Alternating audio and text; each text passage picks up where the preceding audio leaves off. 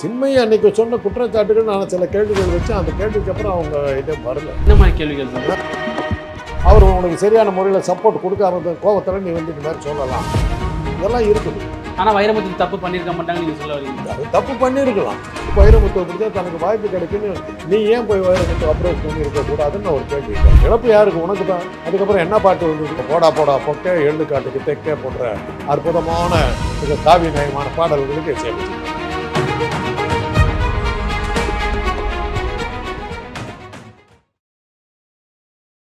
வணக்கம் சார். தக் லைஃப் படம் பார்த்துட்டிங்களா? ஏங்க சார், கமல் ஆக்டிங்கில் மனிதன் பார்க்கணும். அதை பற்றி எவ்வளோ கேவலமாக எழுத முடியுமோ அவ்வளோ கேவலமாக சொல்லிட்டீங்க. அதனுடைய விளைவு நான் இதை பார்க்கணுங்கிற ஆசை எனக்கு அதிகமாக போயிடுச்சு. அந்த படத்தை பார்க்கணுன்ட்டு. ஏன்னா இது மணிரத்னம் படம் கிடச்சா என்ன படம் பார்த்தேன்னு ஞாபகம் இல்லைங்க. இது பொன்னியின் செல்வன். பொன்னியின் செல்வன் மணிரத்னம் எடுத்தது வந்து. ஆமாம் ஆமாம், கரெக்டு. கல்கி படம்னு நினச்சிக்கிட்டு போய் பாகுபலி தமிழில் பாகுபலின்னு தெரிஞ்சுது. அதை பார்த்தேன். அது பாகம் 1 பார்த்த உடனே அது இப்போ கல்கிக்கு அதுக்கு சம்மந்தம் இல்லை தெரிஞ்சு போச்சு. இப்போ இந்த படத்தை பற்றி நிறைய நெகட்டிவ் விமர்சனம் வந்துருக்குது.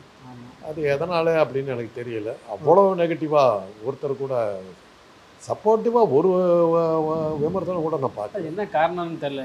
அது என்னன்னு தெரியல. நீங்கள் பார்த்தீங்களா படத்தை? பார்த்தேன் சார். நல்லா இருக்கு. நல்லா தான் இருக்குது. ஒரு எனக்கு அதனுடைய விளைவு தான் இப்போ அந்த படத்தை பார்க்கணுங்கிற ஒரு க்யூரியாசிட்டி ரொம்ப அதிகமாக இருக்குது. அதனால் எப்படியும் இந்த வாரம் பார்த்தரலான் இருக்கு. அது வந்து ஓடிச்சுன்னா பார்க்கலான் இருக்கு. தியேட்டர்கள் 2வது தியேட்டர்கள் வேறு இல்லை.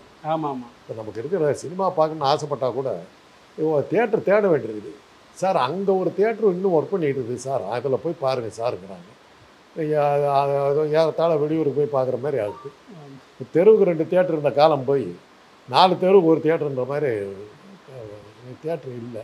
Okay sir. இன்னொரு கொஸ்டின் என்ன, முத்துமலை சாங்னு ட்ரெண்ட் ஆச்சு சோசியல் மீடியாவில் பார்த்து, சின்மயி பண்ண பாடல் அதை கேட்டீங்க? அந்த பாடல் கேட்டிங்களா? இந்த பாட்டை கேட்கலாம். அந்த பாட்டு ரொம்ப நல்லா இருந்ததுன்னா அது படத்தில் இல்லையாமே. ஆமாம், படத்தில் இல்லை. இப்போ அந்த சின்மயி பாட்டு கட் பண்ணுறதுக்கு வைரமுத்து காரணமாக இருக்க முடியாது.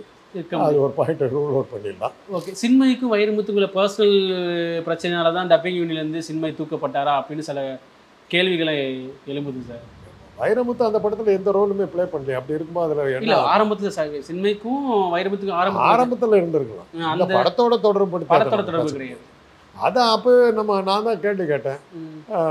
வைரமுத்து பாட்டு எழுதுறாரு, அவரை வைரமுத்துக்கிட்ட நீ இப்போ பாட்டுக்கு சான்ஸ் கேட்டு நீ போயிருக்கிறதா சொல்கிறாங்க. இல்லைன்னு சொல்லி ஆதாரம் காட்டு அப்படின்னு. வைரமுத்து அன்றைக்கி வந்து மிகப்பெரிய கவிஞர். இன்றைக்கும் அவர் மிகப்பெரிய கவிஞர், அதில் எந்த சந்தேகமும் கிடையாது. இன்றைக்கி சினிமாலாம் உழுந்து போனதுனால இசையமைப்பாளர்களாக என்ன செய்யறதுன்னு தெரியாமல் தடுமாறிட்டு இருக்காங்க. அது ஒரு பெரிய இதே போயிடுச்சு, அந்த இண்டஸ்ட்ரியே போயிடுச்சு இன்றைக்கி. அதனால் இவங்களுக்கெல்லாம் இப்போ வேலை இல்லை. ஆனால் வைரமுத்துக்கு வேலை இருக்குது. அவர் இன்றைக்கும் திருக்குறளுக்கு உரை எழுதுறாரு. அவர் பக்கம் போயிட்டு தான் இருக்கிறாரு. சின்மயி அன்னைக்கு சொன்ன குற்றச்சாட்டுகள் நான் சில கேள்விகள் வச்சு அந்த கேள்விக்கு அப்புறம் அவங்க இதே வரல. என்ன மாதிரி கேள்விகள் சார்? வைரமுத்து அன்னைக்கு மிக பிரபலமாக இருந்தபோது பாட்டு எழுதும்போது அந்த கவிஞர் வந்து அங்கே இருப்பாங்க. ஆமாம், இசையமைக்கும் போது அந்த சமயத்தில் ஒரு பார்த்துருப்பார். இந்த மாளுக்கு வைரமுத்துவை பிடிச்சாக்க சான்ஸ் நிறைய கிடைக்கும்னு இந்த மாளுக்கு இருந்திருக்கலாம். ஏன் அப்படி ஒரு ஆங்கிள் இருக்கக்கூடாதுன்னு ஒரு அப்பாவை பிடிச்சிருக்க வாய்ப்பு இருக்கு. அப்பாவும் மாமா தான் அண்ணான் தம்பி மச்சான் எல்லாம் எவ்வளோ உறவுகள். தமிழில் ஆயிரக்கணக்கான உறவுகள் இருக்குது. இங்கிலீஷில் தான் உறவுகள் கிடையாது. எல்லாத்துக்கும் கசின் தான். அப்பனாக இருந்தாலும் கசின் தான், மகனாக இருந்தாலும் கசின் தான். அது மாதிரி நாங்கள் எங்கே ஆங்கிலத்தில் தான் உறவுகள் கிடையாது. தமிழில் ஒவ்வொன்றுக்கும் உறவுகள் இருக்குது. வைரமுத்து அன்றைக்கி பிரபலமாக இருந்த ஒரு சூழ்நிலையில் வைரமுத்துவை பிடிச்சா தனக்கு வாய்ப்பு கிடைக்குன்னு நீ ஏன் போய் வைரமுத்து அப்ரோச் பண்ணி இருக்கக்கூடாதுன்னு நான் ஒரு கேள்வி கேட்டேன். அப்ரோச் பண்ணியிருக்க நீ வந்து அவர் உனக்கு சரியான முறையில் சப்போர்ட் கொடுக்காத கோபத்தில் நீ வந்து இந்த மாதிரி சொல்லலாம், இதெல்லாம் இருக்குது. ஆனால் வைரமுத்து தப்பு பண்ணியிருக்க மாட்டாங்க நீங்கள் சொல்ல வரீங்க. அது தப்பு பண்ணியிருக்கலாம். நீ அதுக்கு நீயும் இடம் கொடுத்துருக்கலாம். எப்போவோ நடந்த ஒரு விஷயத்தை இவ்வளோ வருஷம் கழிச்சு ஏன் சொல்கிறேங்கிறது தான் கேள்வி. அவங்க வந்து அந்த குற்றச்சாட்டை சொல்லும்போது ஏறத்தாழ சினிமா உலகம் உழுந்து போச்சு. சின்மயிங்கிற ஒரு பாடகி இருந்தது கூட யாருக்கும் ஞாபகம் இல்லை. அந்த டைமில் இதெல்லாம் சொல்கிறாங்க.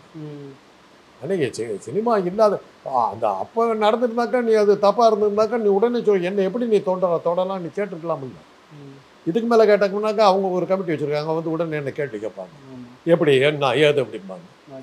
அதை தான் அந்த கமிட்டி இந்த பிரச்சனைகள் ஒன்று தான் என்னை எழுதிட்டு விட்டாங்க. நான் இப்போ கேட்டேன் ஜட்ஜுக்கிட்ட அந்த குற்றம் இதில் வந்து கேட்டேன், அந்த சைபர் கிரைம் இதில் கேட்டேன். அவங்க நடிக்கலாம் எல்லாம் பண்ணலாம், ஆனால் இப்படி பண்ணியிருக்காங்க இப்படிலாம் நடிச்சிருக்காங்களேன்னு கேட்டால் தப்பாண்டா, அவங்க பேசாமல் இருந்துட்டாங்க. Okay sir. இன்னொரு கொஸ்டின் என்னென்னா, மணிரத்னம், ஏஆர் ரகுமான், வைரமுத்து உங்கள் காம்போது 90s நிறைய ஹிட் பாடல்கள்லாம் கொடுத்துருக்காங்க, நல்லா படத்தில் கொடுத்துருக்காங்கன்னு சொல்லியிருக்காங்க. இப்போ இந்த பிரச்சனை வந்ததுக்கப்புறம் வைரமுத்து அவங்க சேர்க்குறது, மணிரத்னம் வைரமுத்து ஏன் என்ன காரணமாக? அதில் இழப்பு தமிழ் பாடல்களுக்கு தான் இழப்பு. அதாவது சில இதெல்லாம் அந்த டூயட் படத்தில் ஒரு அற்புதமான ஒரு இத்தாலிய படம் சிரானோன்னு, அதில் அவனுக்கு மூக்கு நிலமாக இருக்கும். அதனால் அவன் வந்து அந்த கதாநாயகன் வந்து வெளியில் வரதுக்கு கூச்சப்பட்டுக்கிட்டு பெரிய கவிஞன், அவன் கவிதைகள்லாம் எழுதுவான்.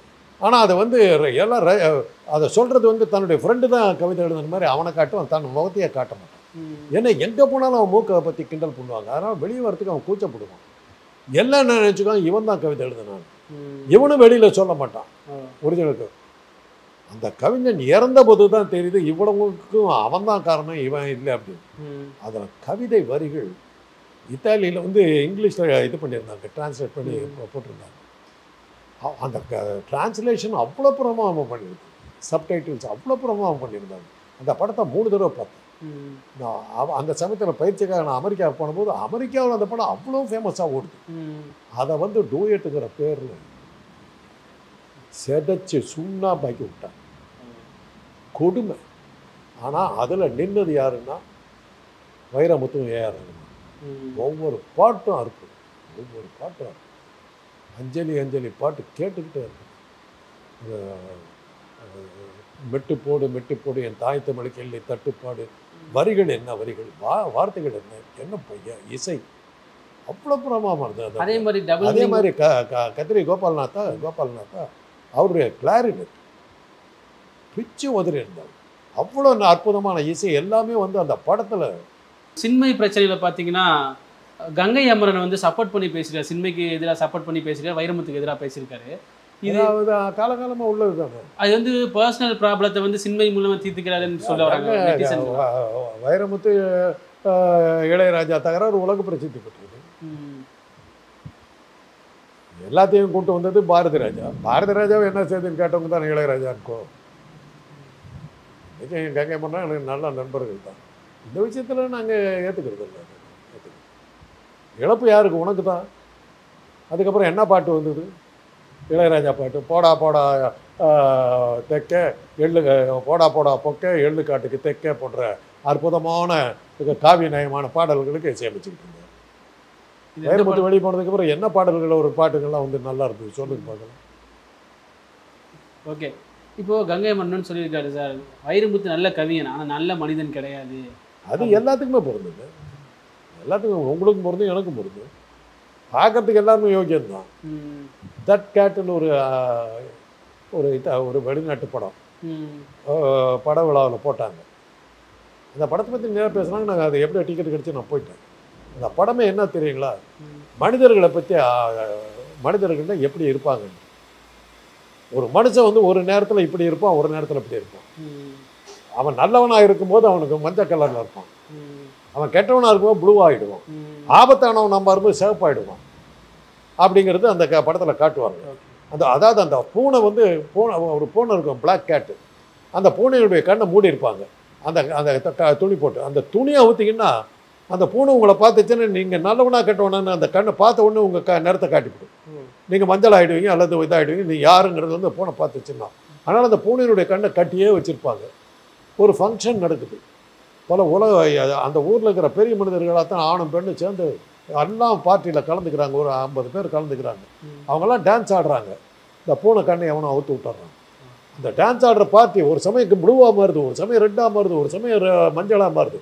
அது மனுஷன் நிமிஷத்துக்கு நிமிஷம் மாறுவான் அப்படிங்கிறது அந்த படம். அது வந்து அந்த படம் அவார்டு கண்ணாபின்னா அவார்டு வந்துச்சு. அந்த மாதிரி ஒரு அற்புதமான படம். அது மாதிரி இப்போ வந்து உங்களோட சுமூகமாக பேசிக்கிட்டு இருக்கேன். என்னை எதை வந்து இது பண்ணுறீங்க, நான் கோவத்தில் கத்துவேன். அப்போ வந்து ஏன்னா இந்த மாதிரி கத்துறானேன்னு வைங்க. அது திடீர்னு பார்த்தாங்க நானே வந்து கெட்ட வார்த்தை வேலை சொல்லிக்கிட்டு இருப்பேன். இவ்வளோ ஆபாசமான மனுஷன்.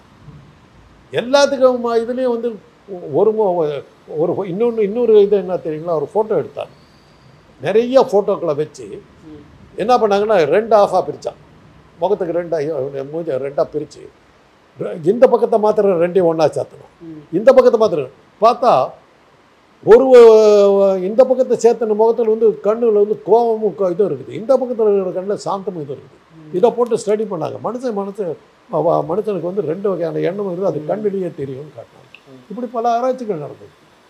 அதனால் நல்ல மனிதர் நல்ல கவிஞர் கேட்ட மனிதர் உங்களுக்கு அது பொருள்.